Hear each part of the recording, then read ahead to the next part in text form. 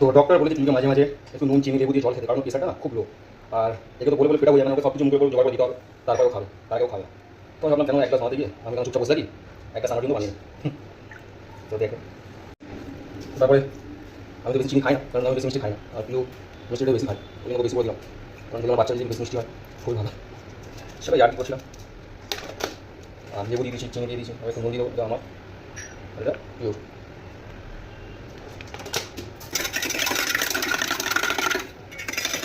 দেখা যায় কষ্ট করে বানিয়ে কষ্ট না, তাও ঠিক আছে ঘরে একটা হাজবেন্ডটা বাইরে কিনে করে পাঠিয়ে বলে খেয়ে বলো কীরকম হয়েছে না হয়েছে। ঠিকই আছে, চিনিটা একটু কম। তো দেখা পিউ খেয়ে কী বলে, ভালো হয়েছি খারাপ হয়েছে, কারণ আমি এখন পিউ চিনি এখন শরবত বানিয়ে নিয়ে যাচ্ছি। ঠিক আছে, দেখা যাক।